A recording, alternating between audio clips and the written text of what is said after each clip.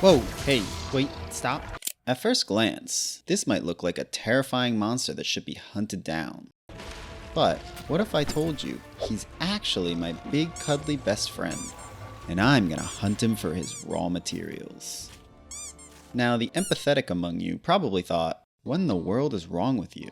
And rightly so. But wait, hang on, let me explain myself. As the name suggests, Monster Hunter is a game about hunting giant monsters, getting their materials to make weapons, and then hunting even bigger monsters. And that's it. Sure, there is technically a story in the game, but like, are you actually gonna read all this?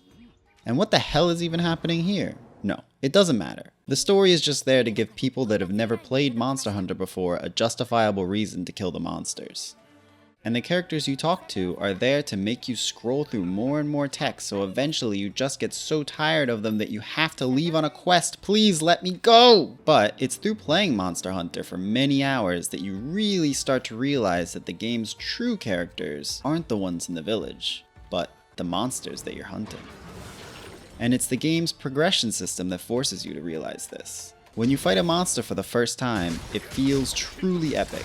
Every sudden whip of the tail or giant laser is a shocking surprise that keeps you on the edge of your seat, causing you to cautiously watch to see what kind of terrifying ability the monster will try to hit you with next. And when you finally succeed at defeating the monster, you feel a sense of triumph for conquering such a terrifying beast. But defeating a monster once only awards you a few of its resources, enough to make maybe a single piece of armor or a weapon if you're lucky. If you want a full armor set and a weapon to go with it, you'll need to hunt the same monster at least 2 to 3 times. But this is just the beginning. Eventually your armor and weapon will need to be upgraded. And those upgrades will require monster gems. Monster gems are exceedingly rare. With only about a 3% drop rate, the search for gems often forces you to fight the same monster 5, 10, maybe even 20 times. And so for the sake of progression, you'll need to bang your head against the monster-shaped wall of RNG. In the first couple quests, you search for the monster and spot it wandering around in some zone with a grimace, the creature's presence alone wreaking havoc against the local wildlife.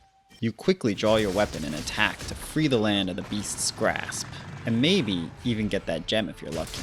The monster responds with its signature rage and begins to flail about.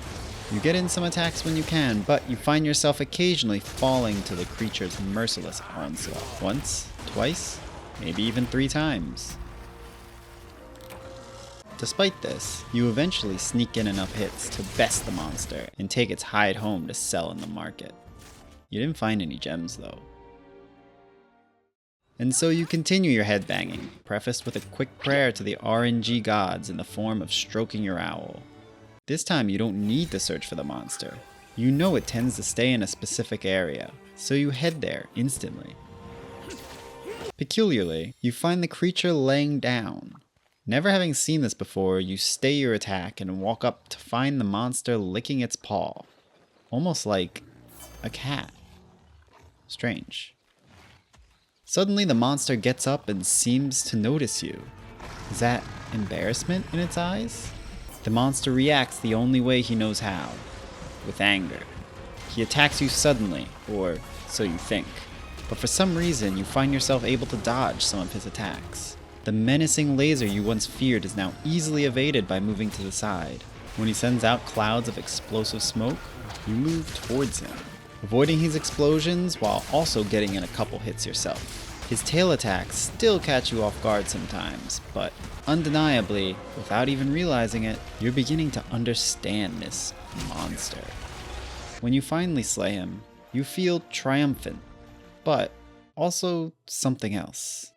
Is this sadness? Remorse? As you pick apart his corpse, you begin to notice all the intricate pieces of armor and fur that comprise his form. Each piece of him that you gather you relate to its corresponding region on his body, but still no gem. And so once again you grab the quest, pet your owl, and set off, determined to get that elusive gem.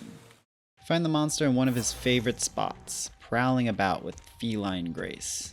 When he notices you, he lets out a roar in warning, telling you he's going to attack. You ready your own defenses, and the bout begins. His attacks come swiftly, but you've seen them before. The laser, the tail swipe, the skydive.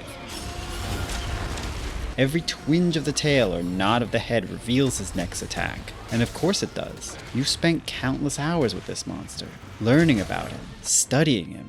You've even begun to notice the things that he never even considered about himself. Like how, when he's tired, his tail fireballs won't even come out.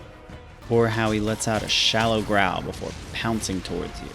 Or how sometimes, when he's struck, he'll start to fall, but upon hitting the ground, he'll quickly roll and land back on his feet, while pretending that rolling was the plan all along.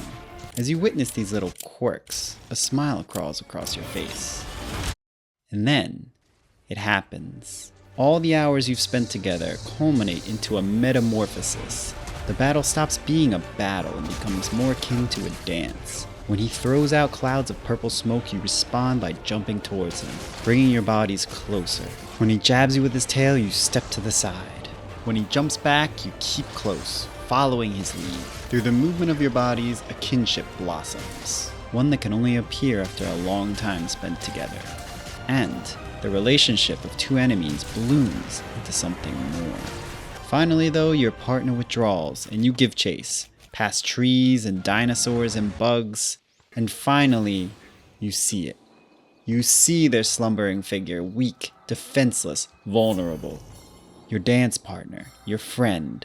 Your mind races back through the magnificent performance the two of you performed together, one that can only result from an unbreakable bond of friendship.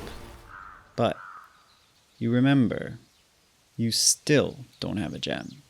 And so, while gazing into your friend's sleeping face, you finish the hunt.